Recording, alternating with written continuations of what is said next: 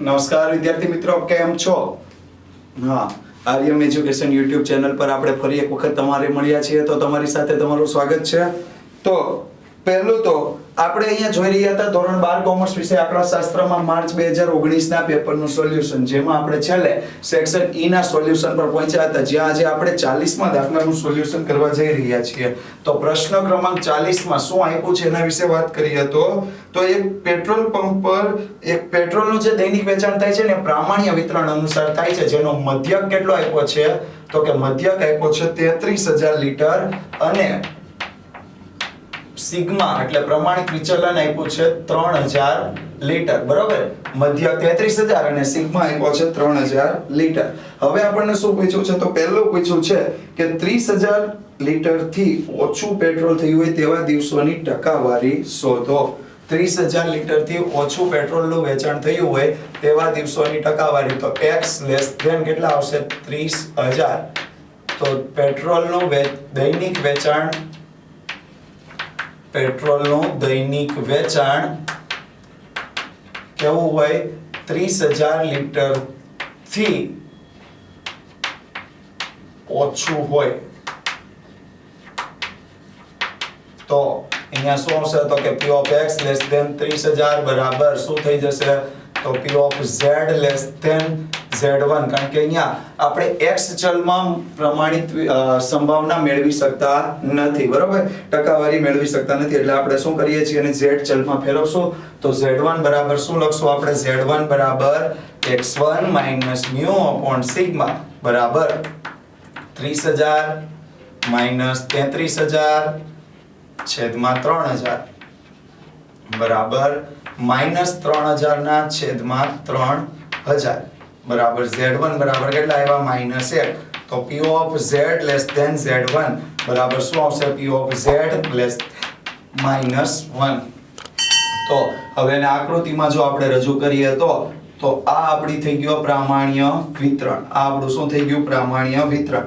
જ્યાં અહીંયા z બરાબર કેટલા લઈશું? 0. -1 કઈ બાજુ આવશે? આ બાજુ આવશે. z1 બરાબર -1. અને આ ભાગનું આપણે શું મેળવવાનું છે? ક્ષેત્રફળ, કારણ કે થી ઓછા કહ્યું છે. તો p of z less than equal to -1 નું જો આપણે ક્ષેત્રફળ મેળવવું હોય તો પહેલા તો ક્યાંથી ક્યાં સુધીનું લઈશું? તો કે 0 થી ઇન્ફિનિટી, પણ કેવા? માઈનસ. અને એમાંથી બાદ કરશું ક્યાં સુધીનું? તો કે -1 થી 0 સુધીનું. બરાબર, આ ભાગનું આપણે ક્ષેત્રફળ આ રીતે મેળવી શકીએ છીએ. બરાબર 0.5000 માઈનસ 0.3413 બરાબર આપણને ક્ષેત્રફળ મળશે z less than -1 બરાબર કેટલા મળ્યા છે? તો કે z less than -1 બરાબર 0. આપણને મળશે 1587. આ આપણને શું મળ્યું? ક્ષેત્રફળ મળ્યું છે, ટકાવારી મળી નથી. તો દિવસોની ટકાવારી અહીંયા આપણે લખવાનો દિવસોની ટકાવારી. તો સંભાવના કેટલી મળી હતી? તો કે 0.1587 ગુણ્યા 100 બરાબર કેટલા ટકા દિવસો એવા હશે? તો કે 15.87% દિવસ એવા હશે કે જેમાં પેટ્રોલનું વેચાણ કેટલું થયું હશે? તો કે 30000 લીટર થી ઓછું. બરાબર, આ આપણો અહીંયા પહેલો ભાગ પૂરો થઈ ગયો. હવે બીજો ભાગ આપ્યો છે પેટ્રોલનું દૈનિક વેચાણ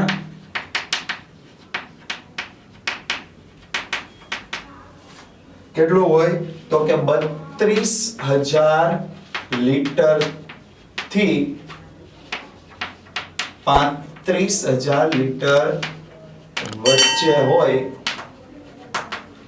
તેવા મે માસના દિવસો, કારણ કે આપણે મે માસના દિવસો જોવાના છે. બરાબર, દિવસોની સંખ્યા જોવાની છે. તો જો વિદ્યાર્થી મિત્રો અહીંયા ધ્યાન આપો તો શરૂઆત આપણે ક્યાંથી કરવાની થશે? તો કે ફરીથી પાછળ x ચલમાં લઈ જઈશું. તો શું આવશે? p of 32000 થી x કેવા આવશે? મોટા. પણ 35000 થી કેવા આવશે? નાના. જેને આપણે z ચલમાં ફેરવીએ તો z1 થી z મોટા અને z2 થી નાના. ઓકે, z1 આપણે લઈએ તો x1 minus mu upon sigma બરાબર 32000 minus 33000 છેદમાં 3000. તો Z1 આપણને કેટલા મળ્યા -1000 ના છેદમાં 3000 બરાબર Z1 બરાબર -0.33.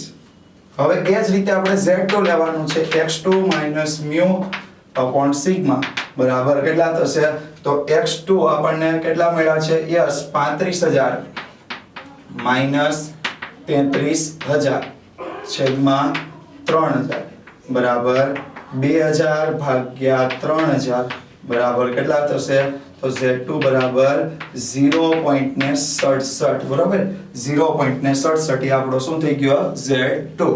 તો હવે આપણે શું લેવાનું થશે તો કે P of Z1 less than Z less than Z2 બરાબર આપણે શું લઈશું P of -0.33 થી Z મોટા અને 0.67 થી Z નાના. તો આ ભાગનું આપણે શું બનાવશું આકૃતિમાં રજૂઆત કરશું. તો આકૃતિમાં રજૂઆત કરવાની હોય ત્યારે તો આકૃતિની રજૂઆત શું થશે તો અહીંયા પ્લસ ઇન્ફિનિટિવ અહીંયા માઈનસ ઇન્ફિનિટિવ અહીંયા Z બરાબર 0 અહીંયા Z1 બરાબર કેવા આવશે -0.33 Z2 બરાબર કેટલા આવશે 0.67. હવે એને આકૃતિમાં રજૂઆત કર્યા બાદ આપણે શું કરશું તો એને લખશું તો -0.33 થી Z કેવા આવ્યા મોટા અને 0.67 થી નાના બરાબર પહેલું કેટલું લેવાનું થશે તો કે -0.33 થી Z મોટા 0 થી નાના પ્લસ કરશું 0 થી મોટા અને 0.67 થી કેવા લેવાના નાના. આ ક્ષેત્રફળ આપણે Z કોષ્ટકમાં મેળવીએ તો Z કોષ્ટકમાં આપણને કિંમત મળવાપાત્ર થાય છે 0.1293 અને 0.2486 0.1293 પ્લસ 0.2486 તો આપણને P -0.33 થી Z મોટા અને 0.66 થી નાના 67 થી નાના હોય તેની સંભાવના 0.3779 મળે છે 3779. તો મે માસના દિવસો કેટલા હોય તો મે માસના દિવસો હશે 31 બરોબર. તો અપેક્ષિત દિવસોની સંખ્યા એવું કરીને લખવાનું બરાબર કેટલા આવશે તો 31 ગુણ્યા 0.3779 બરાબર આપણને મળશે 11.7149. એટલે લગભગ કેટલા દિવસ થઈ જશે 12 દિવસ મે માસમાં એવા હશે કે જ્યારે આપણું પેટ્રોલનું વેચાણ કેટલું હશે 32000 થી વધારે પરંતુ 35000 થી ઓછું એટલે 32 અને 35000 ની વચ્ચે રહેશે. ત્યારબાદ 40 માં જ અથવા પ્રશ્ન આપ્યો છે. શું અથવા પ્રશ્ન આપ્યો છે તો જો અંદર ધ્યાન આપો તો અથવા પ્રશ્ન આપ્યો છે મ્યુ બરાબર કેટલા આપ્યા છે પહેલા તો 1000 વ્યક્તિનો સમૂહ આપ્યો છે 1000 વ્યક્તિનો સમૂહ જેમાં મ્યુ આપ્યા છે આપણને આપી દીધા છે 165 સેન્ટીમીટર અને સિગ્મા સ્ક્વેર 100 બરાબર સિગ્મા બરાબર કેટલા થશે 10 સેન્ટીમીટર થઈ જશે બરોબર. ઓકે હવે આપણે D3 મેળવવાનો છે તો D3 બરાબર કેટલા ટકા થશે 30%. તો P of x less than x1 બરાબર કેટલા ટકા આપ્યું 30%. તો P of x less than x1 ને આપણે z less than z1 માં ફેરવીએ તો કેટલા થઈ જશે 0.3000 બરાબર. આમાં આપણે ફેરવી દીધું. તો હવે આગળ આપણે શું લેવાનું છે તો આપણે આકૃતિમાં આની રજૂઆત કરવાની થશે. તો આકૃતિમાં રજૂઆત કરીએ તો જો માહિતીના 30% D3 રોકે છે તો D3 30% રોકતો હોય તો શરૂઆતના રોકશે એટલે આ ભાગ આવશે 30% માં બરાબર. આ ભાગ આપણો શું થશે તો કે Z1 પણ આ ભાગ થશે Z1 બરાબર D3 પણ આ જ ભાગ આપણને મળવાપાત્ર થાય છે. તો જો અહીંયા ધ્યાન આપો તો શું આવશે તો P of z less than z1 માટે આપણે શું કરવું પડશે તો કે -ઇન્ફિનિટી થી ક્યાં સુધીનું 0 સુધીનું ક્ષેત્રફળ એમાંથી બાદ કરશું z1 થી ક્યાં સુધીનું 0 સુધીનું ક્ષેત્રફળ. આનું આપણને આપી દીધું 0.3000 આનું આપણને મળી જાય કેટલું મળે 0.5000 તો ત્યાંથી z1 થી ક્યાં સુધીનું લેવાનું થશે ભાઈ 0 સુધીનું લેવાનું થાય છે. હવે z1 થી 0 સુધીનું ક્ષેત્રફળ આ બાજુ આવશે એટલે કેવા થઈ ગયા આ પ્લસ થઈ ગયા તો 0.5000 માઈનસ કેટલા કરવાના થશે 0.3000 તો Z1 થી 0 સુધીના ક્ષેત્રફળના કેટલા આવ્યા 0.2000 પરંતુ આપણે શું લખવાનું છે તો કે 2000 આવી ગયા હવે અંદાજિત કિંમત આપણે મેળવવાની છે તો Z કોષ્ટકમાં ઉલટી રીતે કિંમત જોતા Z કોષ્ટકમાં ઉલટી રીતે કિંમત મેળવતા Z1 કઈ બાજુ છે Z1 એ Z બરાબર 0 થી ડાબી બાજુ હોવાથી કઈ બાજુ છે ડાબી બાજુ હોવાથી Z1 બરાબર કેટલા આવશે તો Z1 બરાબર આવશે 0.52 આગળ માઈનસ 0.52 પ્લસ 0.53 ભાગ્યા 2 બરાબર Z1 બરાબર કેટલા આવ્યા માઈનસ 0.525 બરાબર અને એની કિંમત આપણે લેવાની છે શેમાં તો કે Z1 ની કિંમત આપણે D3 માં લેવાની થાય એટલે x1 μ upon સિગ્મા બરાબર -525 બરાબર x1 ની જગ્યાએ શું મૂકશું D3 -165 છેદમાં 10 તો 10 ગુણાકારમાં એટલે 0.525 ગુણ્યા 10 પ્લસ 165 બરાબર D3 તો D3 બરાબર 165 માંથી આપણે કેટલા બાદ કરશું યસ 165 માંથી 5.25 આપણે શું કરી દઈશું બાદ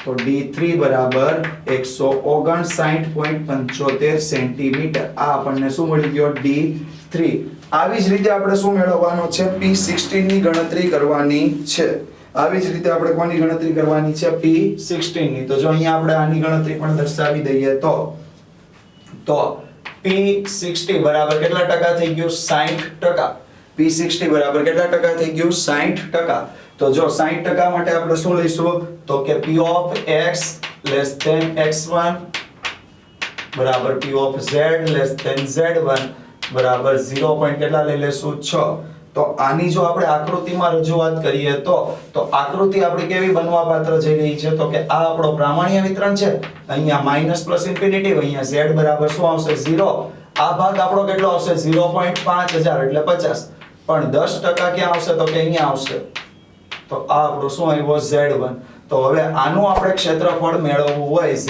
less than z1 નું તો કે p of minus infinity થી ક્યાં સુધીનું જવાનું થશે 0 સુધીનું એમાં પ્લસ કરશું કેટલું 0 થી z1 સુધીનું બરોબર તો આ ભાગ હતો 0.6 અહીંયા મળ્યો 0.5 પ્લસ કર્યા 0.0 થી z1 સુધીનું તો 5 આ બાજુ આવશે એટલે કેવા થઈ ગયા માઈનસ તો આપણને મળી જશે p of 0 થી z1 સુધીનું ક્ષેત્રફળ બરાબર કેટલા મળશે 0.6 minus 0.5 તો 0 થી z1 સુધીના ક્ષેત્રફળના કેટલા મળ્યા 0.1 હવે આની કિંમત પણ આપણે ક્યાં જોઈશું z કોષ્ટકમાં ઉલટી રીતે આપણે કિંમત જોતા z કોષ્ટકમાં ઉલટી રીતે કિંમત મેળવતા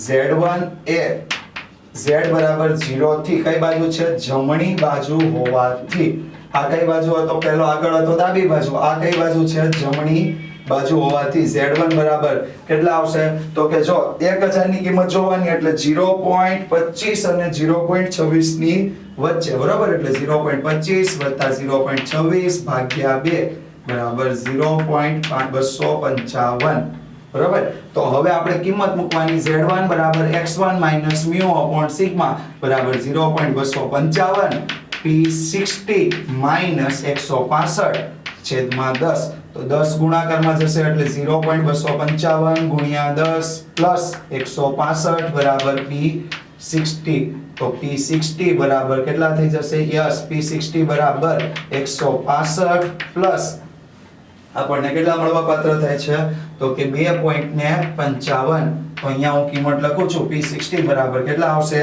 167.55 167.55 પણ શું આવશે સેન્ટીમીટર તો આ આપણા બે દાખલા થઈ ગયા પ્રામાણ્ય વિતરણના ફરી મળશું વિદ્યાર્થી મિત્રો નવા વિડિયો ભાગમાં ત્યારે આપણે દાખલા નંબર 41 થી આગળ જોઈશું થેન્ક યુ સો મચ